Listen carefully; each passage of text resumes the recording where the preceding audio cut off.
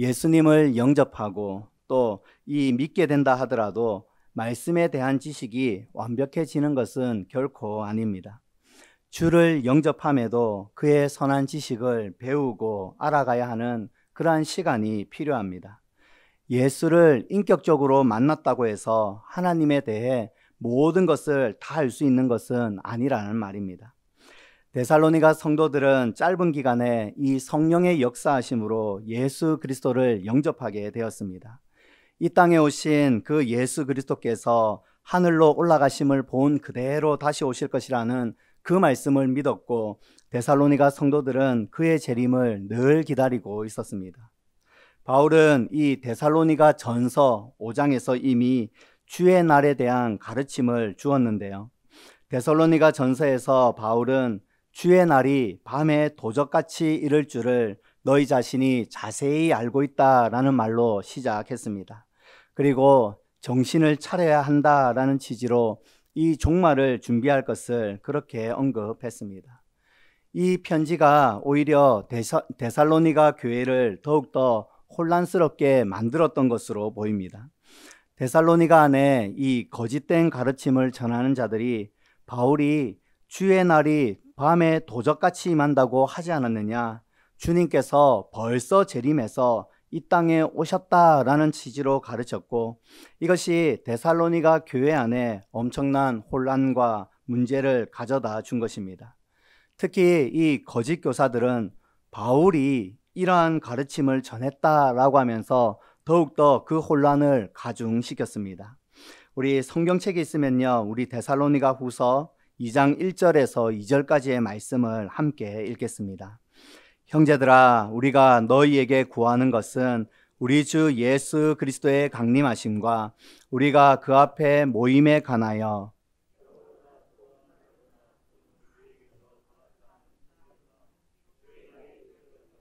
쉽게 마음이 흔들리거나 두려워하거나 하지 말아야 한다는 것이라. 아멘. 이 바울은 데살로니가 성도들에게 이 편지를 써서 보내며 주의 날이 이미 왔다라고 하는 사실에 너무 성급하게 결론을 내리지 말라, 이렇게 요청을 했습니다. 어떤 사람들이 특별한 계시를 받았다라고 말하며 바울의 편지를 이미 자신이 받았다고 해서 그 말들로 인하여 마음이 동요하거나 두려워하거나 흔들리지 말라, 이렇게 권면합니다. 주의 날이 이르기 전에 먼저 배교하는 일이 있고 불법의 사람이 나타난다, 이렇게 가르치고 있습니다. 그때까지는 주님께서 재림하시지 않는다라고 합니다. 주의 날이 임하기 전에 먼저 배교하는 일이 있습니다. 이것은 그리스도로부터 떨어져 나가는 것을 의미하는데요, 하나님께 대한 최종적인 반역을 의미합니다. 각자 이 세상에서의 즐거움을 보며 세상이 주는 그 풍요로움을 따라서 그리스도를 배반하고 떠나게 됩니다. 예수님의 십자가를 지고 함께 걸어가겠다라고 하는 그러한 마음은 이제 완전히 사라져버리고 육신의 정욕과 안목의 정욕과 이생의 자랑을 추구하며 그것에 마음이 빼앗겨 살아가는 그러한 일들이 먼저 생긴다는 것입니다. 또 하나는 불법의 사람, 곧 멸망의 아들이 나타나기 전에는 예수님께서 오시지 않음을 말해주고 있는데요, 이 불법의 사람, 멸망의 아들은 다른 성경에서는 적그리스도라고 불리고 있습니다. 예수님께서 재림하시기 전에 적그리스도가 먼저 와서 활동을 한다는 것입니다. 4절 말씀에 보면 적그리스도의 특징이 나타나 있는데요, 우리 4절 말씀도 우리 같이 한 목소리로 읽겠습니다. 그는 대적하는 자라 신이라고 불리는 모든 것과 숭배함을 받는 것에 대항하여 그 위에 자기를 높이고 하나님의 성전에 앉아 자기를 하나님이라고 내세우느니라. 아멘. 한마디로 하나님의 자리를 차지해 자신이 하나님처럼 행세하는 것이 이 적그리스도의 특징입니다. 그는 하나님을 모독하고 또 하나님의 영광을 자신이 빼앗아 차지하려고 합니다. 이러한 적그리스도는 어떤 특정한 시기에만 있었던 것이 아닙니다. 아담이 범죄한 이후부터 적그리스도는 끊임없이 하나님을 대적했고 하나님의 자리를 차지하려고 했습니다. 우리 구약 성경인 이 다니엘서의 말씀을 보면 적 그리스도가 나타날 것이라고 하는 예언하는 말씀이 있는데요. 다니엘은 예언하기를 이 적 그리스도가 나타나서 매일 드리는 그러한 제사를 폐하며 성전 위에 가증한 물건을 세우게 될 것이다, 이렇게 예언을 했습니다. 그리고 그 예언을 따라서 구약 성경이 다 기록되어지고 또한 신약 성경이 기록되어지기 그 전에 이 신구약 중간기에서 일어났던 이 사건 중에 마치 이것과 동일한 사건이 우리는 발생했음을 보게 됩니다. 이 수리아의 안티오쿠스 에피파네스라고 하는 이 인물은 유대인들이 가장 혐오하는 그러한 인물인데요. 그는 성전에 우상을 세우고 또 돼지 제물을 불살라서 하나님의 그 일에 모독하는 그 일에 앞장섰던 그러한 인물이었습니다. 사실 그는 이 유대인들의 믿는 그 종교가 어떤 종교이며 그가 믿는 하나님이 어떤 하나님인지 잘 알았기 때문에 그를 대적하여 그가 가장 싫어하는 행위들, 그가 가장 혐오하는 그 일들, 그거 함으로 자칭 자신이 적 그리스도임을 드러내었던 것입니다. 하지만 그는 하나의 표본에 지나지 않습니다. 적 그리스도는 한 번만 이 땅에 나타나는 것이 아닙니다. 적 그리스도는 시대마다 나타났습니다. 요한일서 2장 18절 말씀에 보니까 지금은 마지막 때라 적 그리스도가 오리라 라는 말을 너희가 들은 것과 같이 지금도 많은 적 그리스도가 일어났으니 라고 이렇게 말을 합니다. 적 그리스도는 한 명이 아니라 많은 적 그리스도가 나타났음을 우리에게 알려주고 있습니다. 신약 성경이 쓰여질 때에 적 그리스도는 아구스도가 될 수도 있고 또한 거기에는 네로가 포함되어 있을 것입니다. 그는 이 로마의 화재가 일어났을 때에 모든 책임을 그리스도인에게 전가시키고 그들을 원형 경기장에서 사자의 먹잇감이 되게 했습니다.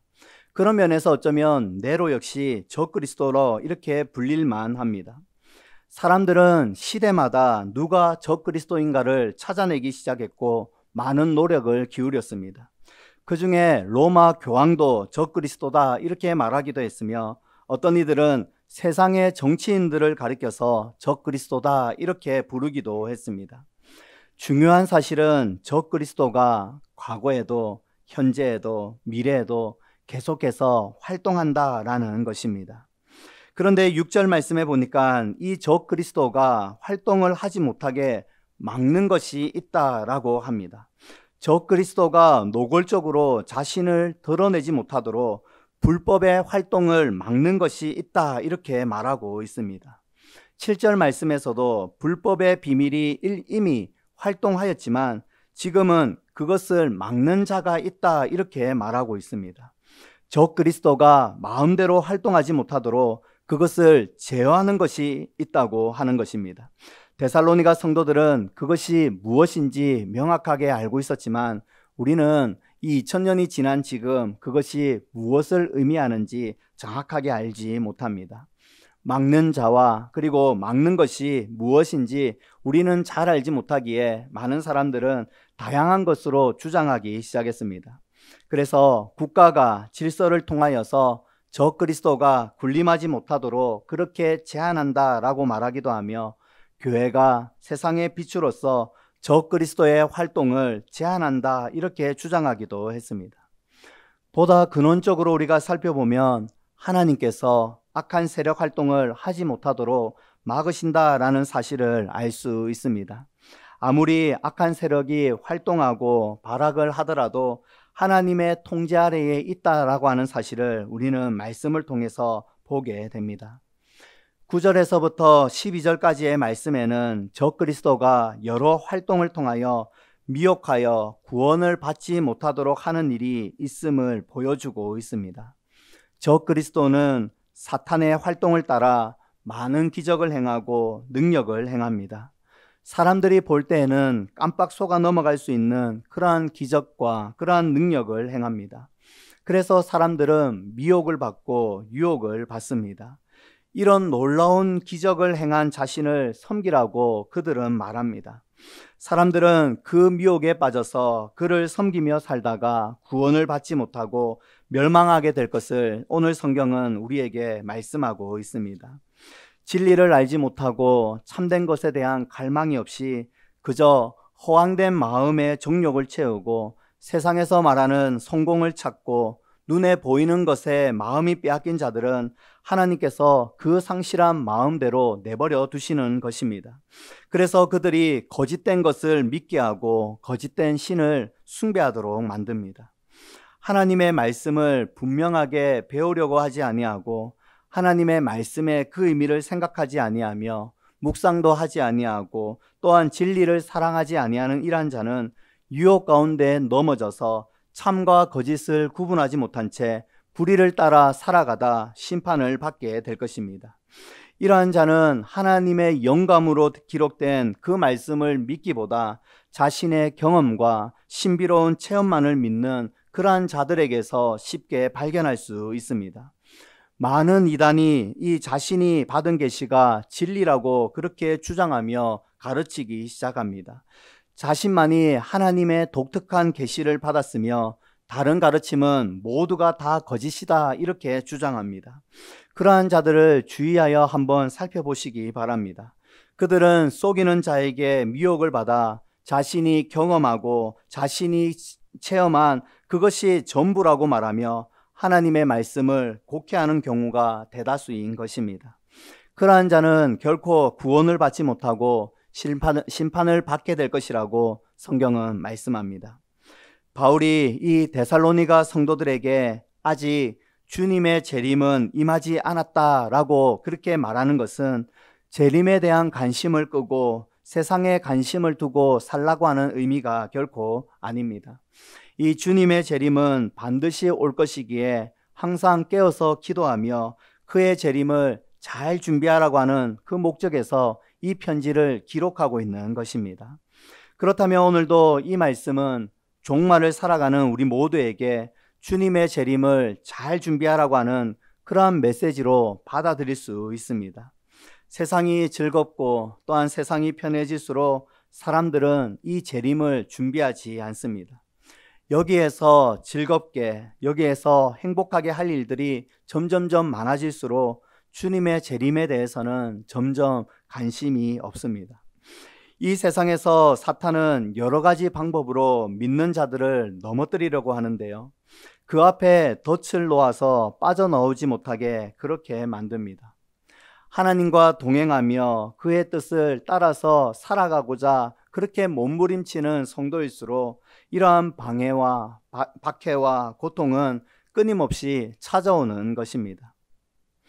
그런 면에서 이 8절에 있는 말씀은 우리에게 커다란 소망이 됩니다. 그때에 불법한 자가 나타나리니 주 예수께서 그의 입의 기운으로 그를 죽이시고 강림하여 나타나심으로 패하시리라 라는 말씀입니다. 우리 주님께서 재림하시게 되면 모든 적그리스도 이 사탄을 짓밟으시고 완전한 승리를 하게 될 것이라는 말씀은 우리가 이 땅을 살아가면서 커다란 소망이 되는 것입니다. 불의한 세상 속에서 고통을 당하고 불평등한 상황 속에서 고난을 당하는 그리스도인들은 마지막 때에 승리케 하시고 우리에게 그 승리의 면류관을 주실 그 주님을 바라보게 되고 그것이 성도에게는 소망이 되는 것입니다. 이 세상에서는 많은 어려움이 있고 환난이 있고 박해가 있지만 우리 주님께서 재림하셔서 그 모든 불의를 다 패하시며 악에 대하여 심판하실 것입니다. 그리고 이 믿는 자들을 불러 모아서 불의가 없는 그 하나님의 나라에서 모두가 살게 하실 것입니다. 많은 고통과 눈물과 아픔과 슬픔이 가득한 이 세상 가운데에서 하나님의 나라가 속히 오기를 간절히 원하는 것은 모든 성도가 가져야 하는 공통된 마음입니다. 우리 주님께서 빨리 오셔서 이 고통에서 건져주시기를 원하는 그 간절함이 있는 자들이 그분의 재림을 갈망하게 되고 그분의 재림을 소망하게 됩니다. 그리고 그 주님의 재림은 오늘을 살아가는 우리 모두에게 힘이 되고 능력이 되는 것입니다. 혹시나 우리 가운데에 예수님의 그 재림에 대한 어떠한 관심도 없이 그렇게 살아가고 있는 성도님이 계십니까? 우리가 이 세상 가운데에 너무나도 풍요롭고 그러한 부유한 가운데에서 마음속에 이미 하나님의 나라에 대한 그러한 감격, 하나님의 나라에 대한 소망을 잃어버리고 그렇게 살아가고 있지는 않습니까? 그렇다면 우리는 어쩌면 이 속이는 자에 의해서 속고 있는지도 모릅니다.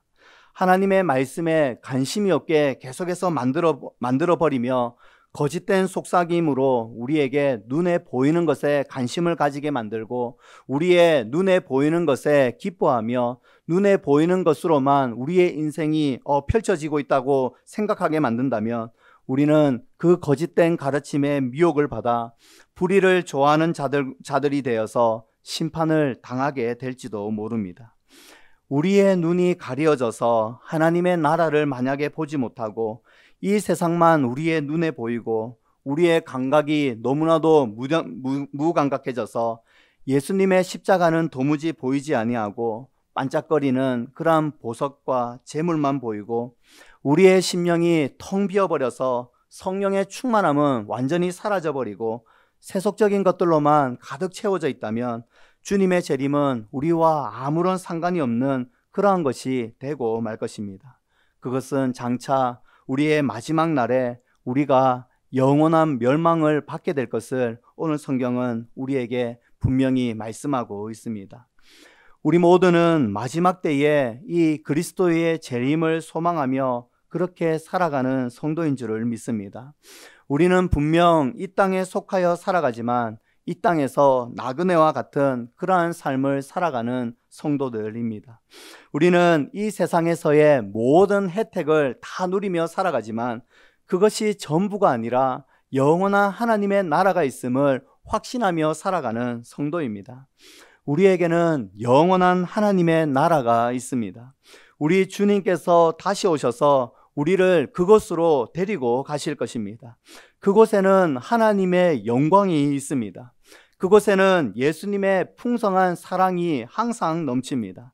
우리는 거기에 가서 하나님을 날마다 찬양하며 그 하나님을 경배하게 될 것입니다. 그것이 바로 우리에게 있는 가장 큰 기쁨이 될 것입니다. 그 나라를 바라보면서 이 다시 오실 우리 주님을 기다리면서 영적으로 깨어서 말씀과 진리를 따라 행하며 그렇게 살아가는 우리 모든 성도님들 다 될 수 있기를 주님의 이름으로 소원합니다.